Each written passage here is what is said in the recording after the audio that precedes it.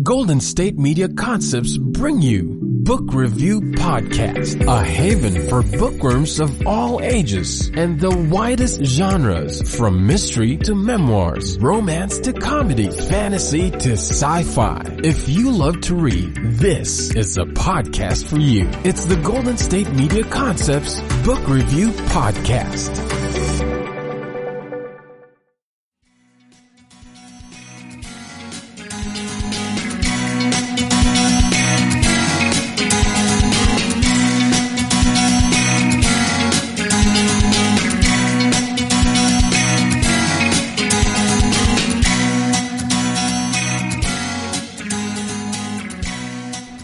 Hello and welcome to the GSMC Book Review Podcast, brought to you by the GSMC Podcast Network. I am your host, Sarah. Happy Mardi Gras, happy Carnival. I am happy to be with you today for another author interview, and I forgot it was Carnival. No, let me back up. I knew today was Carnival. What I didn't realize was that today was also Tuesday, which is when my episodes usually come out. And this is crazy because, of course, Carnival is on Tuesday. Carnival is, I think the origins are Brazil. I should look that up. I know Carnival happens in Brazil, and that's why we have it in Portugal, because there's a large Brazilian population here, because, of course, Brazil used to be a colony of Portugal.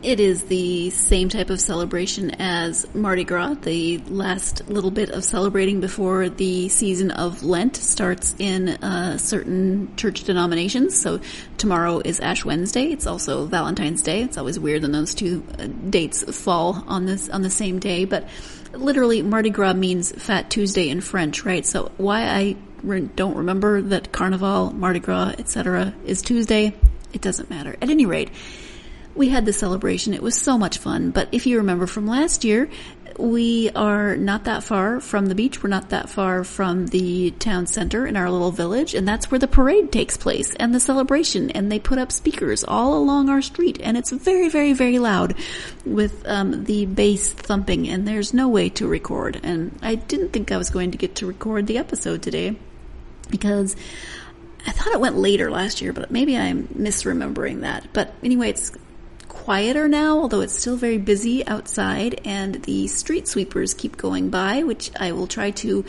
avoid having in the background of the recording. I'll stop the recording. But the number of street sweepers that have gone by in the past hour is amazing. So much like New Orleans, when they clean it up once midnight hits on Mardi Gras, well, midnight, 12:01 on Ash Wednesday, they clean up so amazingly well. And they're doing a good job here. I mean, if the number of drive-bys of the street sweepers is any indication, they're doing a really good job of cleaning up. So grateful for the people who are working so hard to keep our little village clean. And it was a lot of fun. We went to the parade, and my husband was not attacked, but there's a group of guys in the parade. They were all dressed like mermaids, kind of, those plastic grass skirts, but in different colors. And then so they weren't really mermaids, but then they had flower-covered bras on. So, silly, scantily clad men in a big group were dancing in the parade, and they were rubbing the heads of every bald man they saw. And so my husband was taking some video, and they ran up, and I tried to get my phone out quickly to video him getting accosted by this group of guys who were all rubbing his head and laughing. It was hilarious. But of course, I did not get my phone out in time because I hit the side button and turned it off, and then I had to unlock it, do the unlock screen, blah, blah, blah. But it was a lot of fun.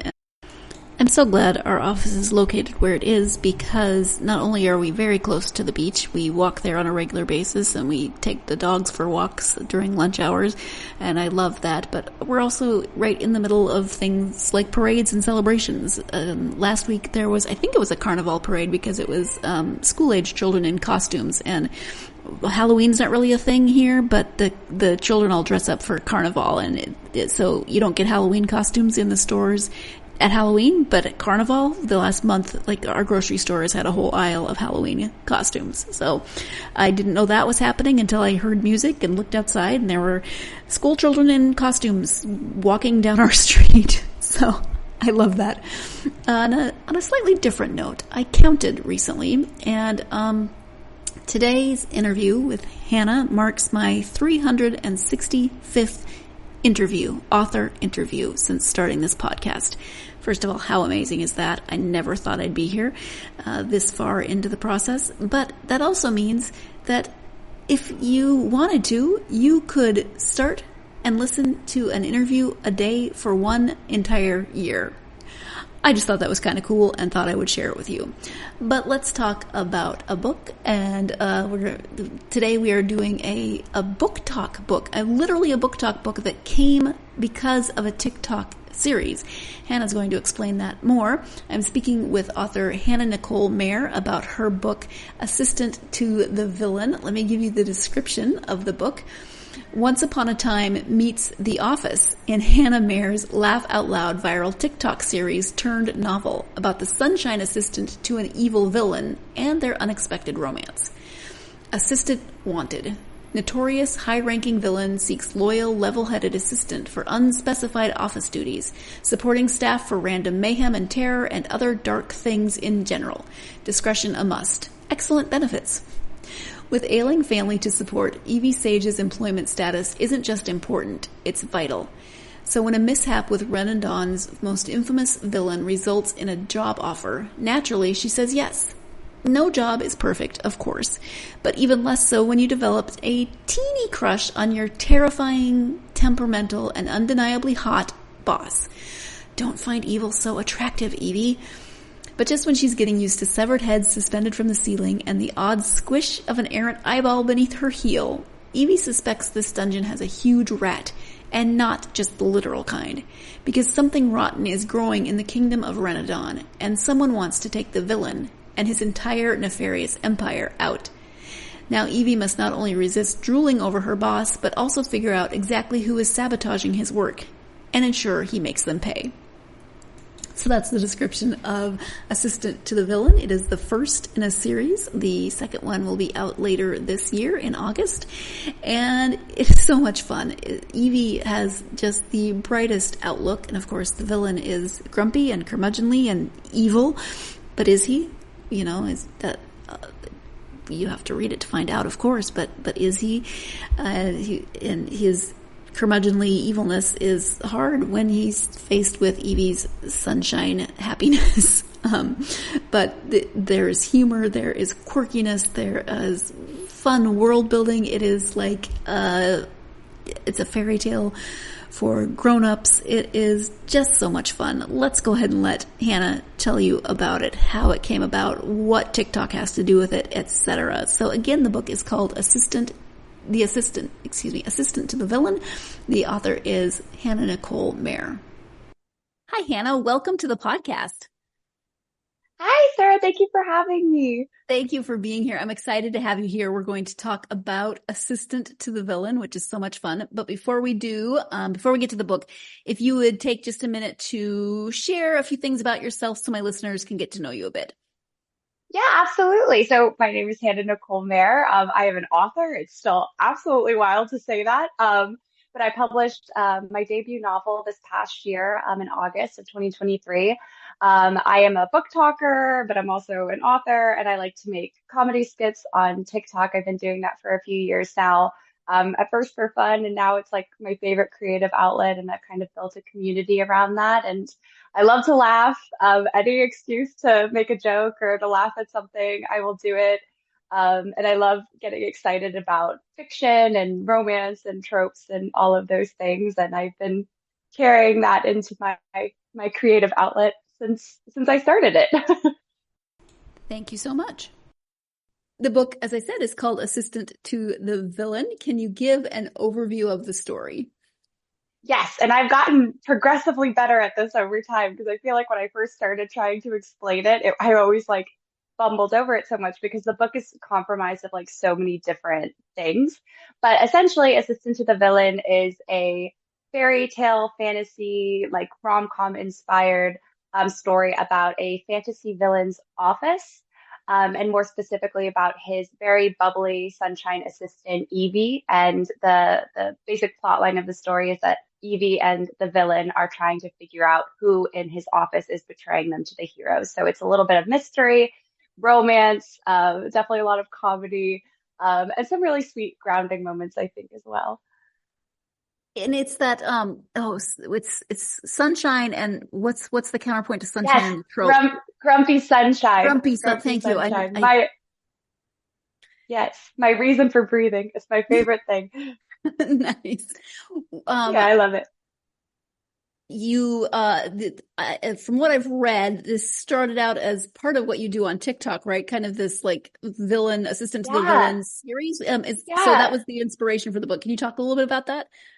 Oh, absolutely. Yeah. Oh my gosh. So a few years ago, I had been making comedy skits for a few months and I was having so much fun doing it. And all the while I was writing and like hoping to publish a book one day. That was like the dream since I was like a little girl. And while I was making these comedy skits, I was trying to think of like really funny bit ideas. And I love like poking fun at like some of our like favorite fantasy tropes. And I just love like pulling laughter into things that can be very heavy. So I was trying to think like, what would be a funny video concept? And originally I was going to do a video where I was like I was the personal assistant to the fantasy heroine.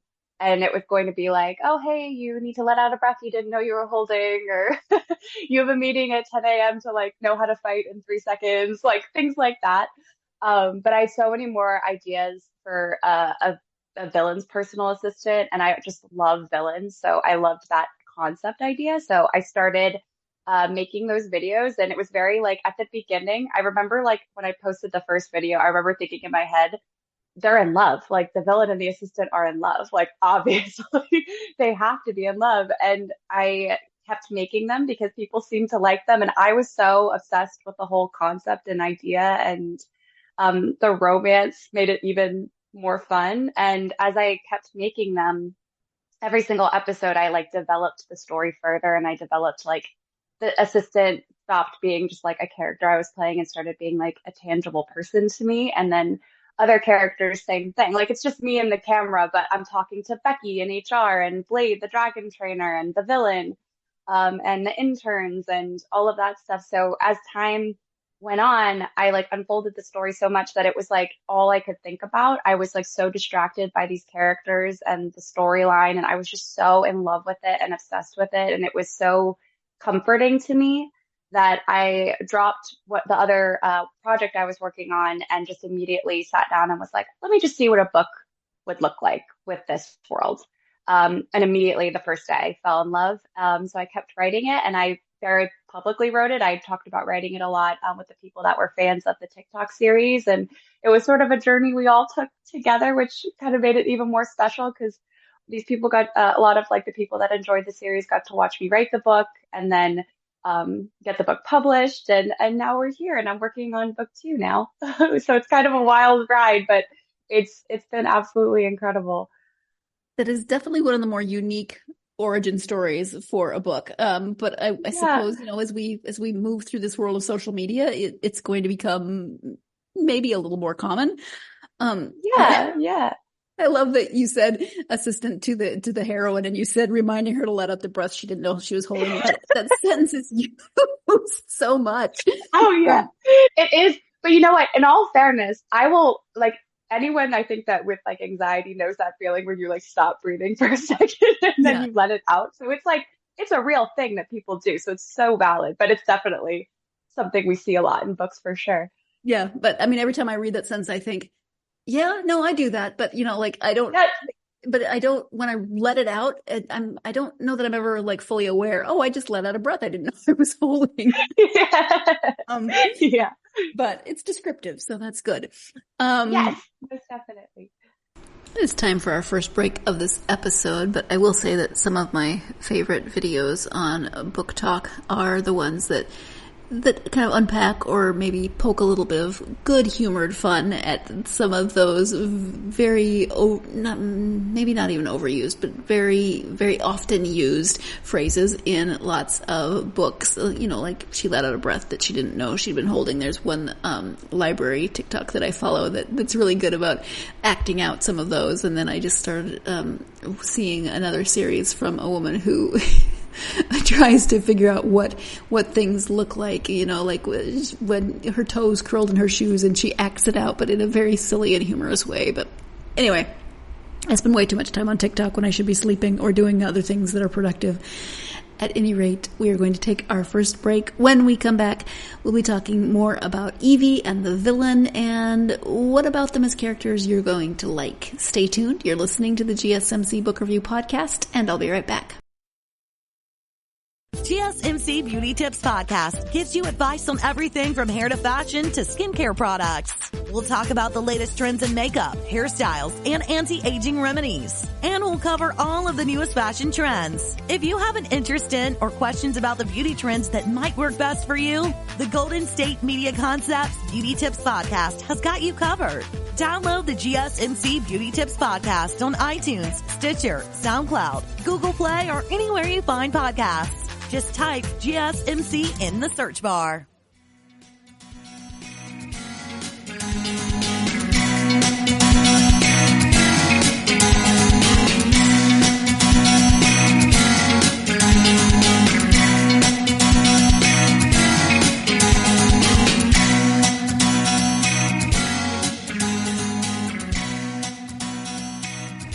Welcome back to the GSMC Book Review Podcast. I am speaking today with Hannah Nicole Maehrer about her book, Assistant to the Villain. It is the first in a series. Let's go ahead and get back to that conversation. So Evie is the assistant. She is the assistant to the villain, who does have a name, and it is told from both of their points of view. So let's start with Evie as a character. What about her is going to resonate with readers?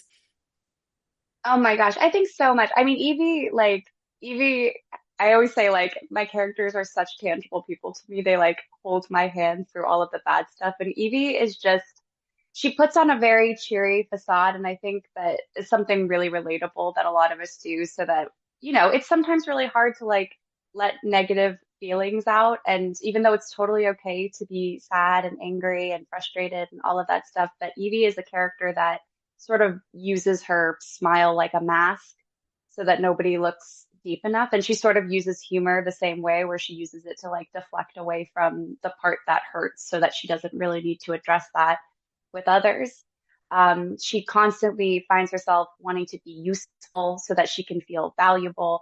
I think that's an incredibly relatable thing, that we sometimes feel like our worth is pitched to what we can give rather than just who we are as people. But she's also just a 23-year-old girl that loves dresses and is trying to laugh and have a good time and just being unapologetically herself. She's just my favorite person. Which is good. I mean, you need to like her if you're writing her, right? Yeah. Oh my gosh, I love her. Yes. So Evie's pretty easy to understand as to why we would like her. She is the sunshine. She has a lot of positive attributes. Tristan is a villain. That's the title of the book, right? So we're not supposed to like the villain, but why should we? Oh my gosh. Well, his character is so fun because I wanted to sort of turn a lot of the things on its head. When I was talking about it with my mom, and we were talking about, so there's cauldron brew in the book. And it's not coffee, but in this world, it's cauldron brew, and the villain likes it as sweet as humanly possible. He wants Evie's putting a pound of sugar in his coffee, and my mom's wouldn't he like bitter coffee? And I'm no, because he secretly likes sweet things, and I think that that's also pretty relatable where you put on, and that's why I love Evie and the villain because they are sort of mirrors of each other in the sense that Evie will put on a really happy face to kind of keep people at bay from getting too close. And the villain kind of does the opposite, where he will put on sort of a grumpy facade or a really mean demeanor to kind of mask sort of who he really is or who he kind of wants to be or doesn't think he's capable of being. But he's trying his best. And and while he does some villainous things, he always has his reasons for doing those villainous things. And I also just think that villainous characters or characters that are more gray are just conceptually so interesting because you can almost understand them once you understand okay, how did you get from here to here?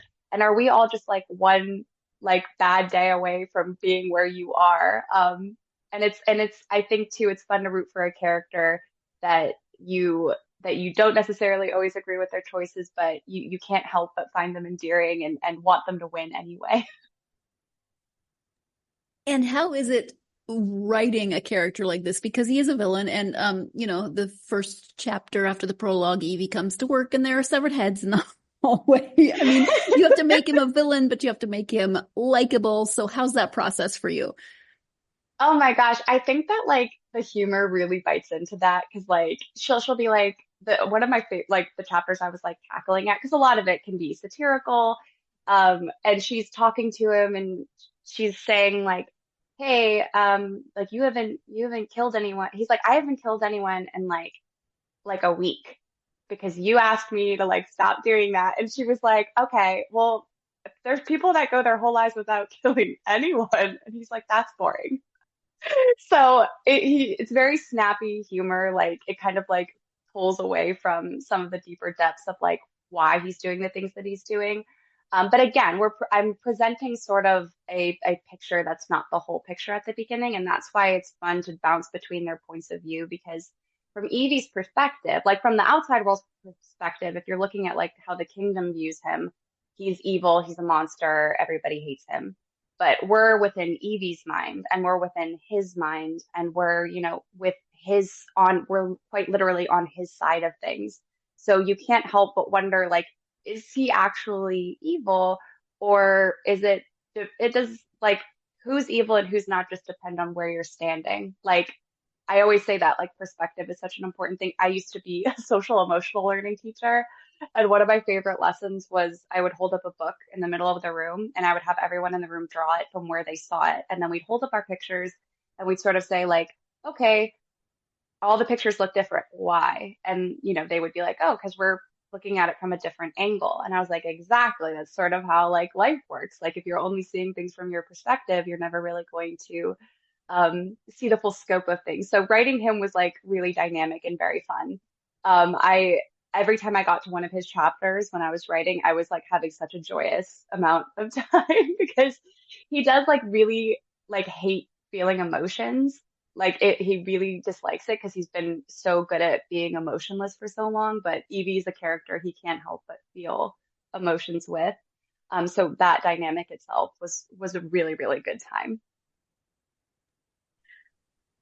You knew these characters very well because of the TikTok series, I would assume. So Yeah. when you sat down to write, you probably came into character development a little bit differently than some authors might because you had that experience. So how was the writing process in terms of your character development? Did they surprise you once you started writing, or did you know them so well that they pretty much did what you expected them to do? I think it was a little bit of both. Like when that first day I sat down and I wrote the most amount of words I've ever written in one sitting, and I have terrible focus. So that was like incredible to me. But I think it was because the story had been living in my head for so many months and I'd been building these characters up and they were like in my head going, write me down. And I'm like, all right, I'm getting to it. Like, all right, I have to do this. So they definitely surprised me at points in the story because I often say like I'm really just here to supervise. They make their own decisions. I will like lay out a plan and be like, this is what we're doing, everybody. And they're like, hey, no, we're going to do something completely different or like the complete opposite of what you requested. And I'm like, okay, that's going to make it more difficult for me, but let's do it. So yes and no. Like I knew the villain really well. I feel like when I stepped into Evie's chapters, like it really just felt like I was like completely in it immediately because I knew what she'd think, I knew what she'd say, and especially with the villain because if in my TikTok series, it's just me. I will now do like perspectives of like all the characters, like where I'll like wear a black coat and be the villain. And in my head, I'm like, this is canon that it's like Evie's just like acting out all the parts in these videos. But with the actual TikTok series, it's just me and the camera. So it's just Evie talking and you have to assume what the villain is saying back.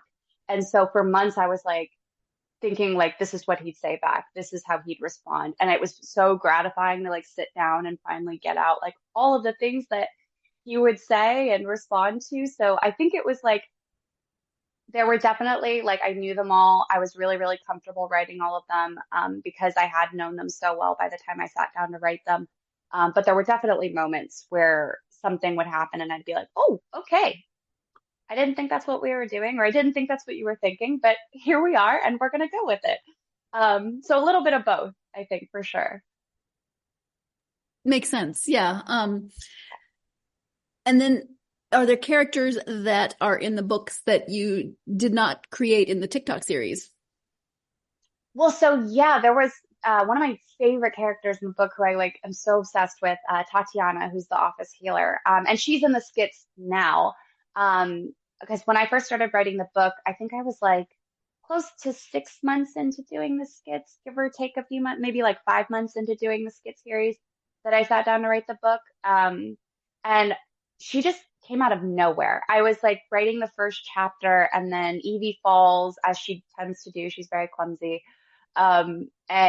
She gets sent off to the office healer. And then this woman appeared in my mind and she was beautiful and confident and strong and smart.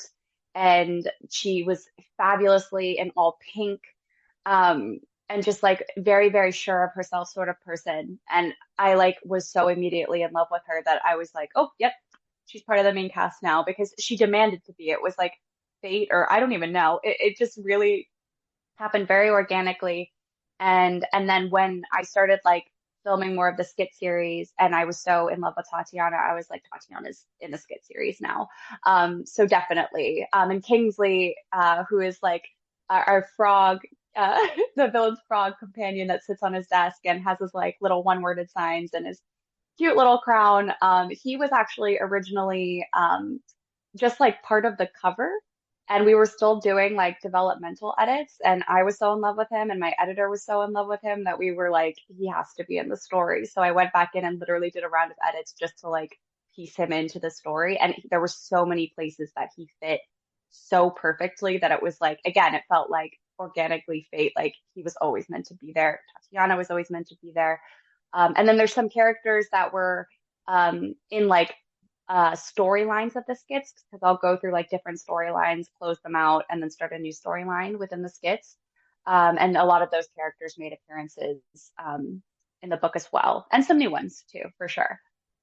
I love Kingsley. He's so adorable. And I love the fact that you just said the sentence. What did you say? The villain's frog, tiny frog, something. It's not your usual villain companion. It's just like when I was adding him in, and then I went to the prologue and I was like, oh, he's going to pull a frog out of the bag. And Evie's going to be like, why do you have a frog in your bag? And he's going to be like, this is Kingsley. He's wearing, and like, why is he wearing a crown? His name is Kingsley. Like, duh. Like, hello. Hello.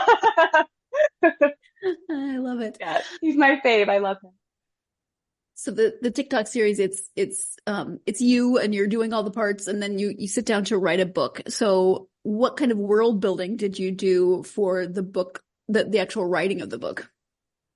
So I wanted it to be very much reminiscent of like all of the like campy, fun fairy tale movies and books that I grew up with. Like, for example, like Ella Enchanted and Stardust and oh my gosh, so many others. Like Once Upon a Time was a show that I loved, and I felt very much like I wanted to build a world full of like whimsical magic and fairy tales, and like just very much have that theme throughout. So I really just when I began building like the villain's manor, like the massacre manor it's called, that was such an easy like place for me to picture, because I had been picturing it. Again, it was like one of those things where I was very fortunate that I had been kind of mapping this story out for so long, because when I sat down, that's where like most of the story takes place, within the villain's manor. And I was like, I want it to be like in a rundown, abandoned manor house that like kind of looks like a castle. And I want there to be like stained glass windows, and the windows have like villainous depictions on them. And and things like that where it kind of like salutes to like castles and fairy tales, but then also it has like the villainous twist on it. And when we step outside, I wanted it to be, very, reminiscent of like what you'd find in like a fairy tale village and a magical forest where anything could be existing within the magical forest. And so I sort of went about it with like all of those things in mind, and then the world really just unfolded the more I wrote. Sure, makes sense. It Yeah. feels very, this could just be my imagination, but the world feels very saturated with color when I picture it. So not sure what exactly is in your writing that gives me that, but that's what I get. So good job. I love that. And it's so funny that you said that, because there's like a big, I don't want to spoil it, but in book 2, there's a big thing about exactly what you just said about like colorfulness. But I love that carried through, because that was very intentional. So that made me so happy. You just made my day. Excellent. Time for our second break of this episode. When we come back, I get to learn a new word, and I don't know why I didn't know this word already. 1, I should know it, but 2, I love to smash words together to make new words, and Hannah introduces me to the word romantasy. We're going to find out what about fantasy romance, romantasy, why she loves writing in this genre. Stay tuned. You're listening to the GSMC Book Review Podcast, and I'll be right back. Tired of searching the vast jungle of podcasts? Now listen close and hear this out. There's a podcast network that covers just about everything that you've been searching. The Golden State Media Concepts Podcast Network is here. Nothing less than a podcast bliss with endless hours of podcast coverage. From news, sports, music, fashion, cooking, entertainment, fantasy, football, and so much more. So stop lurking around and go straight out to the Golden State Media Concepts Podcast Network. Guaranteed to fill that podcast itch. Whatever it may be. Visit us at www.gsmcpodcast.com. Follow us on Facebook and Twitter, and download us on iTunes, SoundCloud, and Google Play.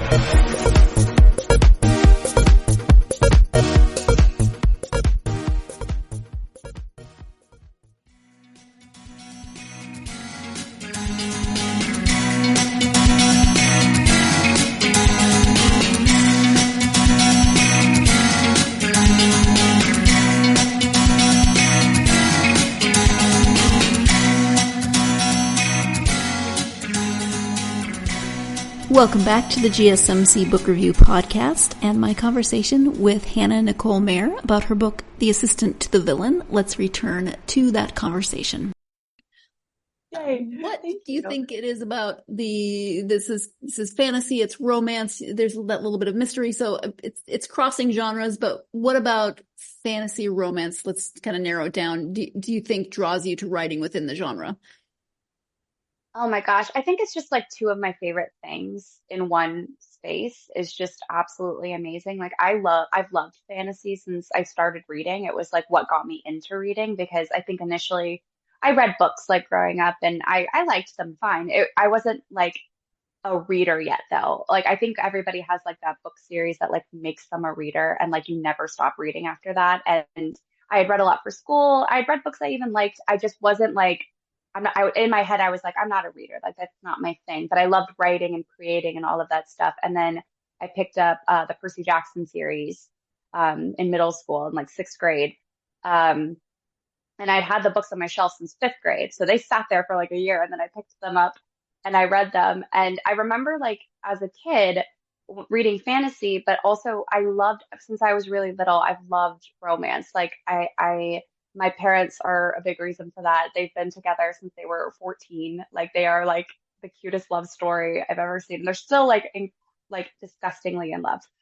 And so I grew up loving romance, like just as much as I loved fantasy. So to see the 2 genres intertwine and to be able to write those 2 genres, it's like 2 people falling in love, but there's also dragons and there's magic, and the stakes can be a little higher because those things exist.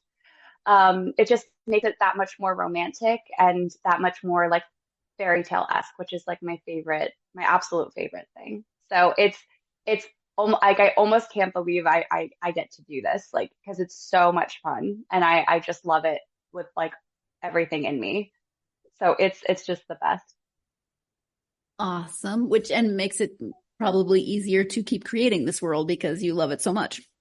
Yes. Oh my gosh. Yeah.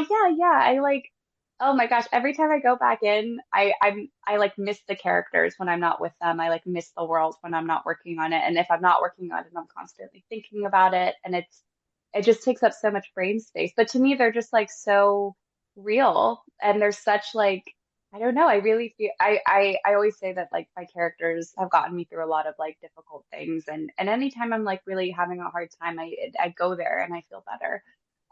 So it does definitely make it easier to keep creating because I'm like, hey, here's this world that I get to, whatever rules I want can apply. Like that's the most freeing thing ever.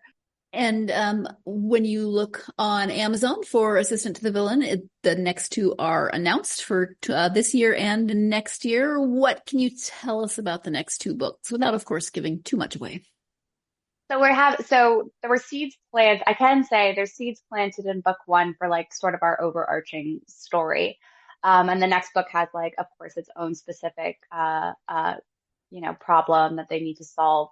I will say that there's definitely more character development in book two. There's obviously more romance and not necessarily just between the villain and Evie.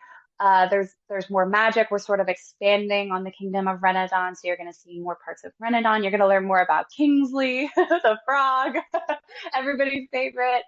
And you're definitely going to see Evie sort of kind of come into her own more in the next installment, and there might be some more villainy for her in the next installment as well. All right, thank you. So you're working on book two now, or are you working on book three? What's currently in progress? So right now I am editing book two, and I'm having such a good. I love the editing process. And I say this, and then I kick myself towards the end because obviously, like any part of the writing process, like has like super positives and like days where you're like, oh my gosh.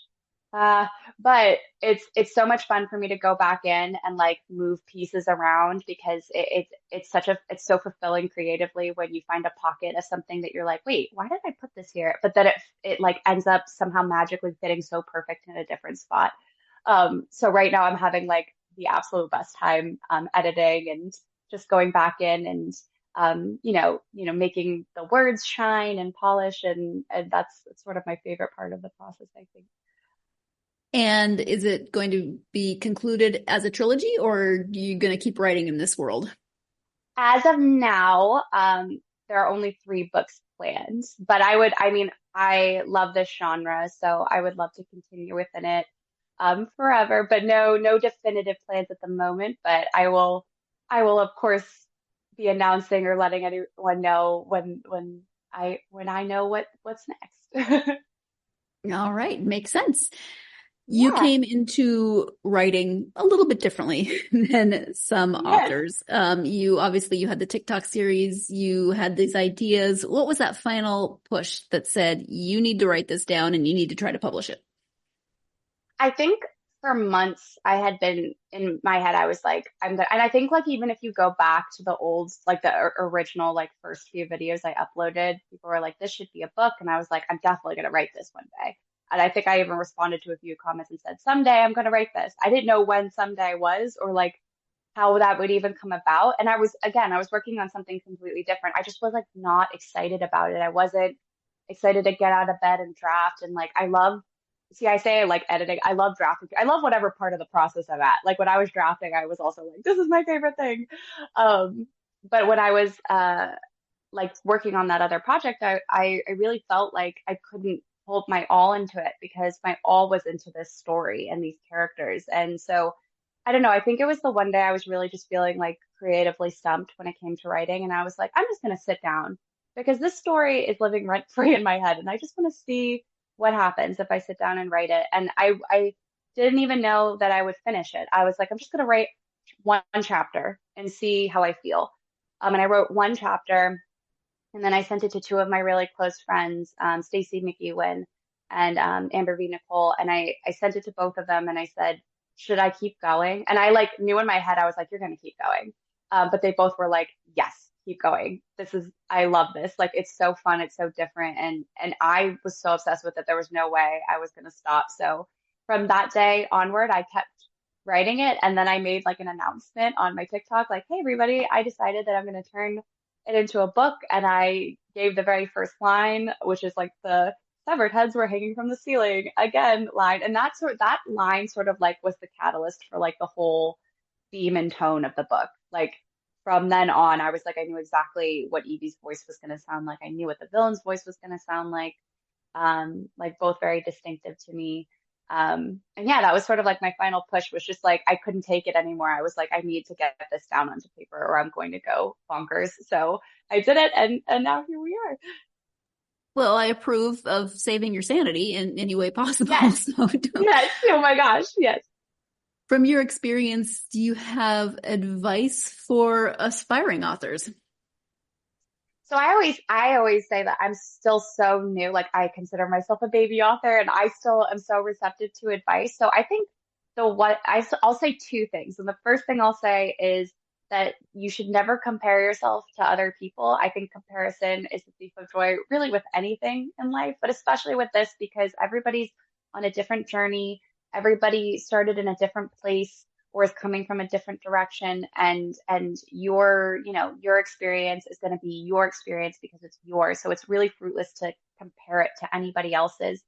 And there's no point in doing that, because it's just everybody's brain is so uniquely different that we're all going to create such different things depending on who we are and what experiences in life we've had, and they're all so valuable. And I think the second piece of advice I would give is advice that was given to me, that I think about every day. And this is always what I say if I get asked this question, which is write what you love. Like, write what gets you excited to get out of bed and create. Like, that is, I think, to me, the mark that you're going in the right direction. Because and of course, like, there's days where, like, even the things that make you excited don't always make you excited. That's totally valid. But I really do, like, when I was writing Assistant to the Villain, every day I was excited to, like, get up and do it again. And I was excited to go back in, and I couldn't wait. Like, every time I wrote a scene that I loved, I was like giggling and kicking my feet and having like the very best time. So I think that just create something that makes you like so passionate to be creating. I think that's it, get your very best stuff when you feel that way. So write what you love. I think that I always say too, like, if you're writing what you love and doing what you love, there's a really, really high probability there's other people that are going to love it as well. And they're going to love it more if you love it. You know, if it feels like you hated writing it, it's not going to be enjoyable to read. Yes. Oh my gosh. I feel like that does, like, it seeps into it for sure. So yeah, most definitely. I love that you found a series of books that then made you a reader. I think that can happen for a lot of, some children just take to reading right away. Others need something that inspires them. I do feel a little bit old that it was the Percy Jackson series and you read it in 6th grade, but we're not going to go there. What are your go-to authors and genres now? Oh my gosh. So I always say I feel so fortunate. I feel like I've made connections with so many other authors that I admire so much. I could list like all of them forever. It would be a very long list, but I'm definitely always in the romantasy mode. So I'm always reading other authors' romantasies. The first ones that come to mind, again, like, they're all I somehow tricked them all into being friends with me so that I could bother them about their books. But one of them, Stacey McEwen, who's the author of the Ledge trilogy, it's one of my favorite books ever. And the best part is, every time I'm emotionally distraught, I can just text her and be like, this was really mean. Why did you do this? It's the same thing, like Amber V. Nicole, who wrote the Book of Azrael. So good. Another book off the top of my head that I just read. It was like my first book that I read out of drafting, by Caven Herning, called A Fallen Sword. That book was amazing. And another, all in the romantasy genre, and absolutely incredibly well written. I love Claire Legrand, but even outside of the fantasy genre, I love contemporary romances too. I love historical romances. Any really like I love romance set in any world or tone, so I'll pick up pretty much anything. But I could go on. There's like such a long list in my head of like all of the authors that I admire and that I love their work. I will always pick up something in the romantasy genre, but in romance too. I love Rosie Danon. I think she's absolutely fantastic, and her books are so much fun. Yeah, I could go on forever. I should have brought like a long list that I could just like unroll like a long scroll, go down through it. But yeah, I always gravitate towards romantasy and romance, really in any way I can get it. Sure. I was just thinking, going through in my head, the number of authors that it's probably a good thing I do not have access to text them when I am because it would either be, Oh yeah. like a million, this is awesome, I love this, thank you so much, or what in the heck? Why no? Yeah, why'd you do that? That's literally, I think they all regret it. Like I somehow slipped through the cracks and was able to like con them into being friends with me. And now I'm like texting them like, how dare you? How could you do this? And I'm like sending them videos of me crying and they're like, it's gonna be fine. Like, no, it's not. You did. Why would you do this? It's really the best. It's the best. Time for our final break of this episode, but can I just say that Hannah was such a joy to talk to. She is so enthusiastic and positive. She really is the sunshine that Evie is in the book, and so just made me smile throughout the interview with talking to her. But when we come back, we will talk a little bit more about the TikTok aspect of the writing of these books and, some of the positive sides of social media. Stay tuned. You're listening to the GSMC Book Review Podcast, and I'll be right back. Still on the search of that one true love? On the limbo in this crazy world of dating, marriage, relationships? Well, listen to the Golden State Media Concepts Relationship Podcast, your one-stop podcast for everything about relationships.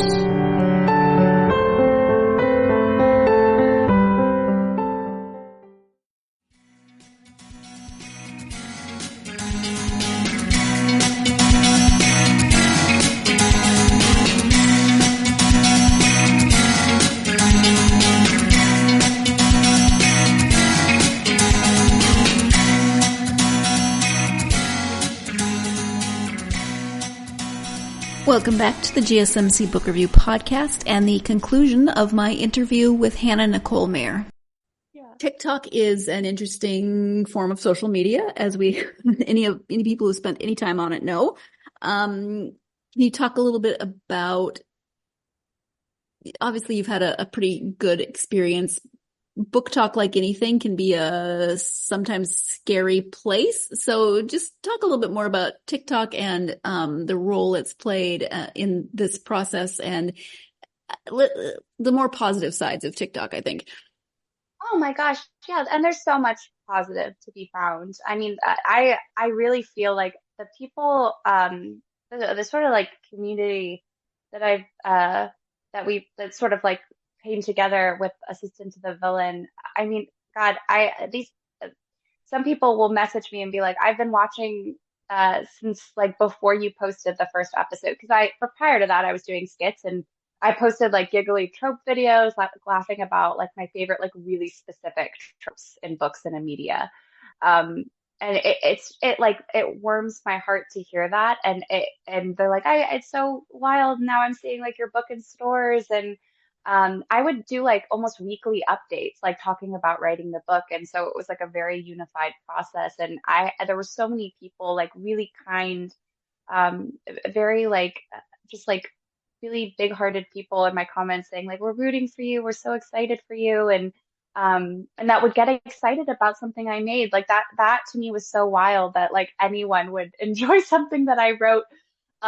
Because I love the things that I write, but you're like, oh, of course I love it because I made it. But it's so cool to see that other people like it too. So, I think that like once you find your niche group, there's really so much, there's so many good people to uplift and support that like really are rooting for you. And, it can be a really, really, really positive place. And like with anything, there can be negatives, but, I always focus on I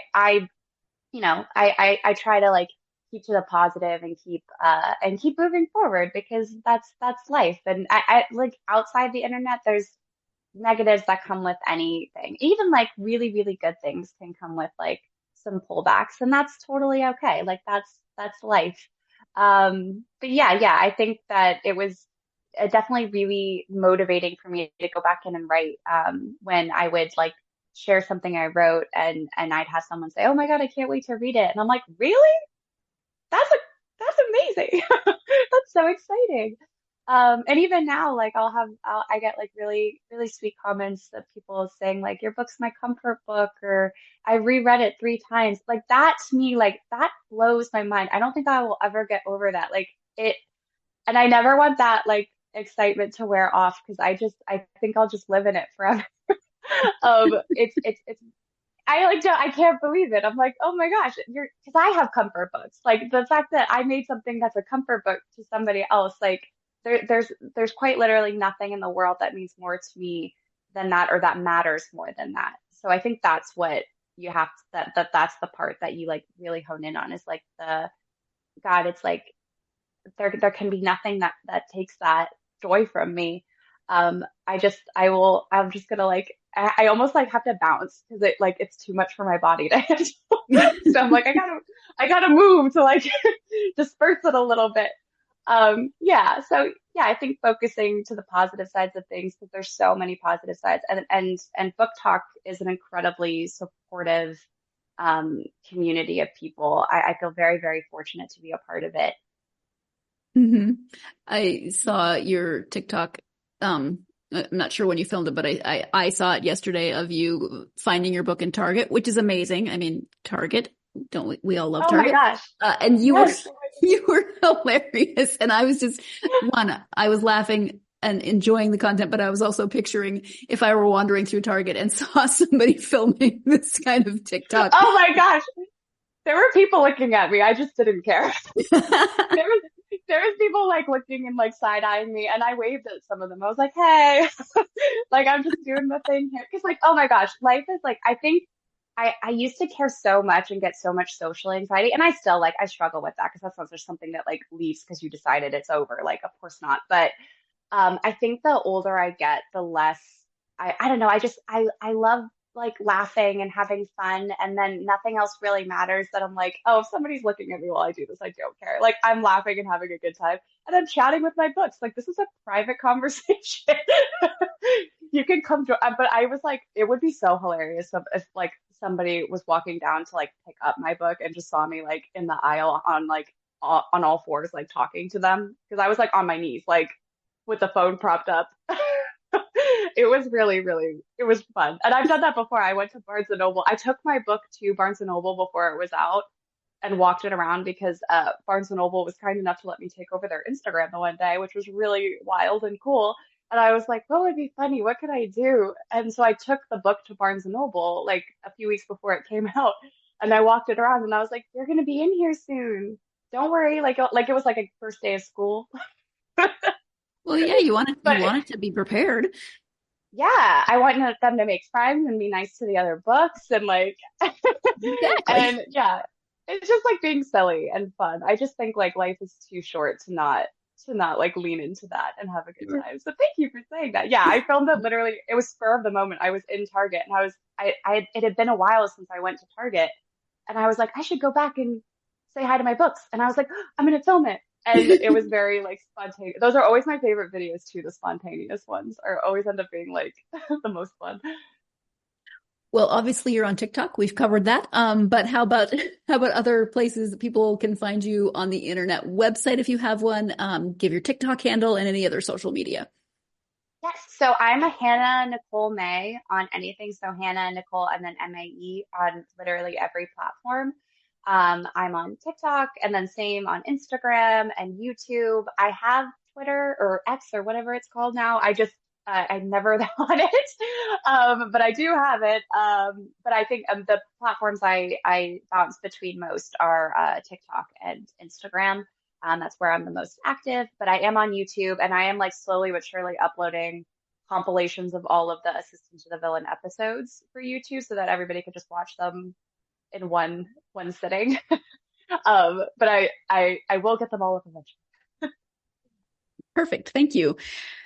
Yeah. Hannah, we've talked about a variety of different things today, but is there anything that we haven't covered that you wanted to make sure you brought up during our interview?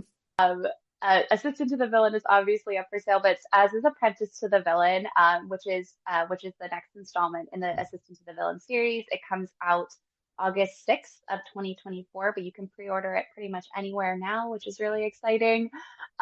It's just like so wild to me because I'm like, oh my God, come August, I will have 2 books out. Like, that's crazy. I like forgot. I was like, I should say that and forgot.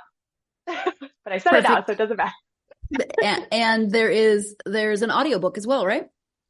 Yes, there is an audiobook, which I'm absolutely obsessed with. So yeah, there's an audiobook too.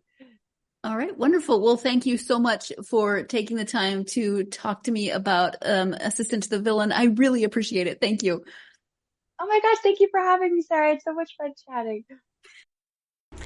Thank you once again to Hannah for joining me to talk about The Assistant to the Villain and the other books that are coming in this series. I truly enjoyed speaking with her. I said it was a joy before we went to the last break, and I do mean that. And honestly, I think my new goal in life is to be as happy in whatever I'm doing as Hannah is happy with writing villains and writing grumpy sunshine combinations, and just she loves this, and you can tell how much this project brings her joy, and that made me smile. I hope it made you smile as well. So thank you to Hannah. And if you as listeners are fans of fantasy or romance or romantasy, I'm going to overuse that word now because I love it. If you are fans of the romantasy genre, or you maybe know about this book from TikTok, if you know about this book from TikTok, you've probably already read it, but recommend it to your friends. Go out, find it, buy it. There's another one coming in August. You've got 2 that you'll be able to read in fairly quick succession, and then at least another one coming. So go out, or maybe you know someone who loves this genre and you want to give them a gift. Tomorrow is Valentine's Day. What better thing to buy than books? Yeah, I know, longtime listeners, you're rolling your eyes saying that's what you always suggest for buying for gifts. It's true. But get a romantasy book for Valentine's Day. I think that's the perfect opportunity, especially if you've waited till the last minute to get it. Then you've got something just already. I'm telling you right now, this is perfect. Go out and get it. Thank you to Hannah. Thank you as always to you for joining me. Please join me for the next episode. We're switching gears back to historical fiction, back to World War II historical fiction, but not just World War II historical fiction. We'll be speaking with Amy K. Runyon about her book, A Bakery in Paris. Part of it does take place in just very, very shortly post pre-World War II Paris, but also Paris in the 1870s. So it's a dual timeline, a dual point of view. Join me for that conversation on Friday's episode. As always, if you want to know when new episodes are coming out, because my schedule has been a little strange lately, you can subscribe, follow. Make sure you're subscribing and getting notifications on whatever platform you listen to this podcast on. Then you will always know when new episodes are out. You will not have to guess. You will not have to wonder. It will just appear a notification telling you new episode. Also, you can leave a review on those platforms, and that is really, really helpful to get this podcast out to more listeners such as yourselves. And you're lovely, and we want more of you. So thank you for doing that if you haven't already done so. If you have already done so, absolutely thank you. And you can follow the podcast on social media, Facebook, Twitter, X. I'm going to get that right someday. Facebook, X, Instagram, and TikTok. Come find the podcast and me on social media. Let me know what you're reading. Let me know your thoughts on the books that you've read by the authors that I've interviewed. I love hearing from you. I hope you're having a great week. It's a busy week. It started with Super Bowl on Sunday if you watched. See, I didn't even mention the Super Bowl. Wow. It didn't start here till midnight, so I did not watch it. But did you know that if you watch the recap later, the actual gameplay was only 22 minutes. 22-minute Super Bowl for me. The halftime was almost as long. But Super Bowl on Sunday, Mardi Gras / Carnival today, Ash Wednesday / Valentine's Day tomorrow. It's a busy week. So whatever you're doing this week, I hope that you can find at least some time during the craziness to get yourself lost in a good book. Or maybe 10 good books. Whatever your preference. Thanks. Talk to you next time. You've been listening to the Golden State Media Concepts Book Review Podcast, part of the Golden State Media Concepts Podcast Network. You can find this show and others like it at www.gsmcpodcast.com. Download our podcast on iTunes, Stitcher, SoundCloud, and Google Play. Just type in GSMC to find all the shows from the Golden State Media Concepts Podcast Network, from movies to music, from sports to entertainment, and even weird news. You can also follow us on Twitter and on Facebook. Thank you, and we hope you have enjoyed today's program.